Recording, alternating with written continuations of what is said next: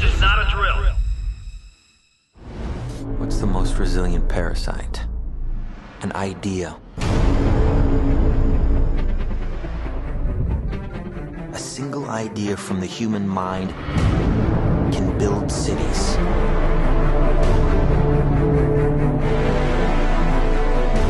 An idea can transform the world and rewrite all the rules.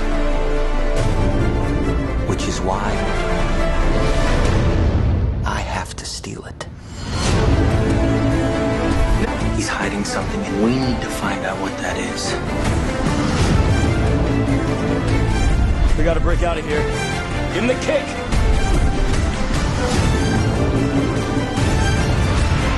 This was not a part of the plan! Wake me up! Wake me up!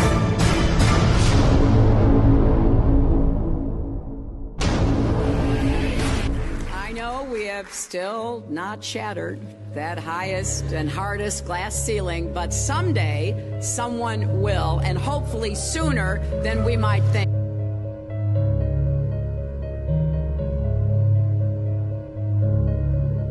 As the galaxies go whizzing by over the glass domed ceiling. Now tell me that doesn't work for you.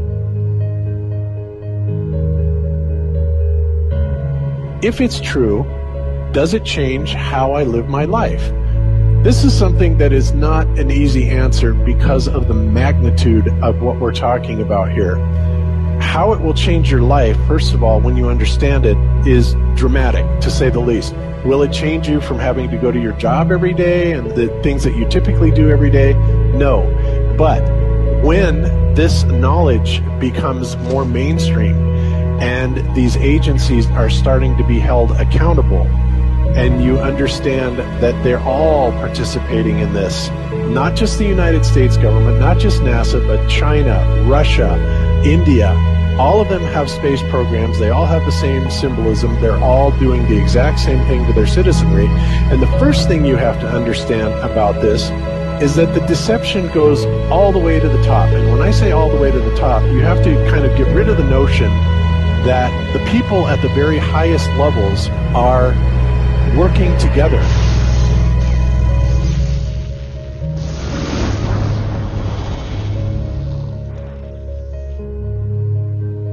Why would they do this? Why are they trying to hide the fact that we are on an infinite plane or on a flat earth rather than a ball? Well, if you isolate people into the idea that they're on a blue marble that's in the middle of a universe that is really insignificant, and there's thousands or millions and billions of other worlds and possibly other civilizations, that makes most people think that we are insignificant and that we did actually come about as some sort of an accident.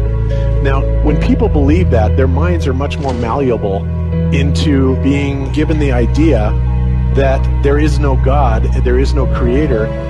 And because of that, that also gives the controllers this fertile soil to build other deceptions on.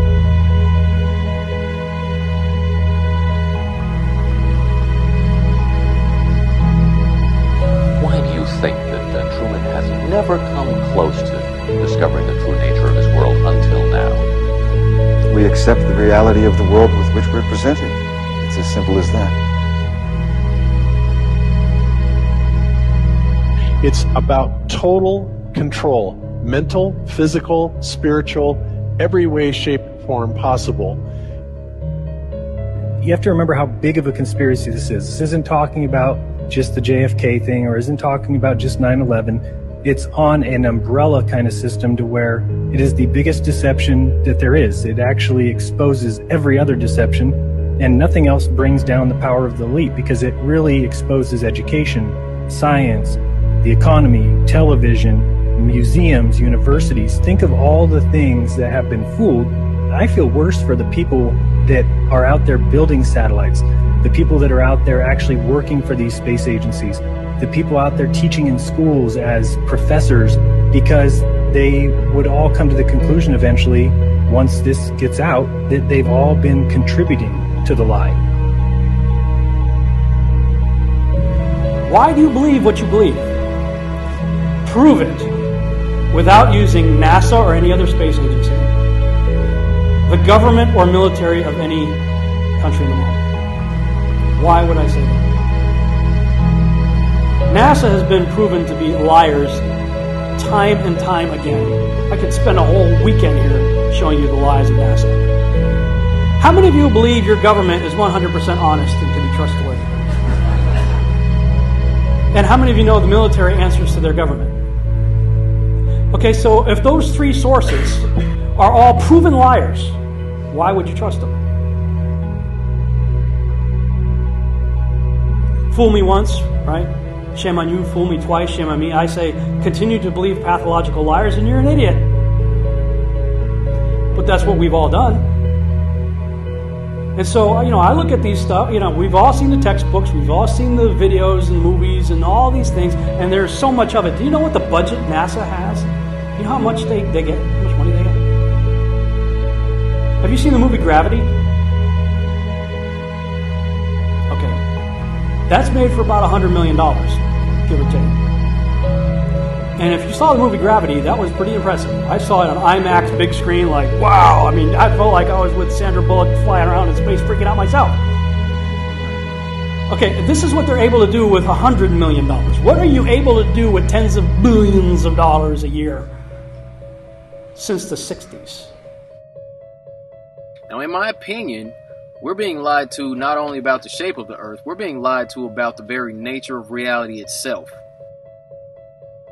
In 1954, Admiral Richard Byrd, a highly decorated naval officer, conducted an interview where he alluded to the idea that there may very well be land beyond the poles. Admiral Byrd, you've been to both the North Pole and the South Pole. Is there any unexplored land left on this Earth that might appeal to adventurous young Americans? Yes, there is. But strangely enough, there's left in the world today an area as big as the United States that's never been seen by a human being. And that's beyond the pole, on the other side of the South Pole, from Middle America. And I think it's quite astonishing that there should be an area as big as that unexplored. That's a tremendous So challenge. there's a lot of adventure left down at the bottom of the world. Well, Admiral, do you hope to see that? We don't know. That's the big problem. We don't know where we are. Okay? That's what we're all trying to figure out here.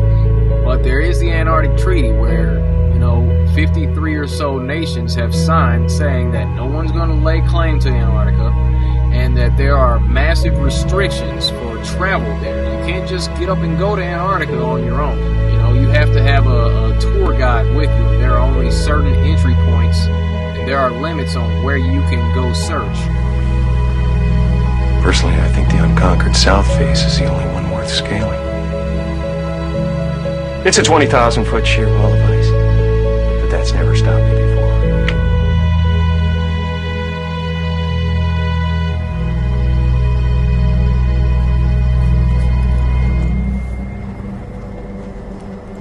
Welcome.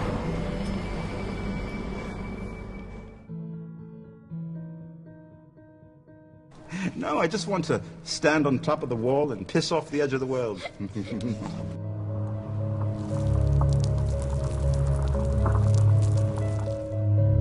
What difference does it make? What difference does it make? Yeah, that's their favorite line. Got a lot of people, what difference does it make? You can't figure out what difference it makes? If you can't figure out what difference it makes that the people running your world are lying to you over and over your whole life, if you can't figure out that someone lying to you is trying to control you, suppressing of information, of knowledge is control. Deception of information and knowledge is a form of control. So what difference does it make? It makes a big difference, because once they start omitting information or lying about information about where you live, they're doing it to control you. Period. Why am I having to explain this to critical thinkers in the truth movement?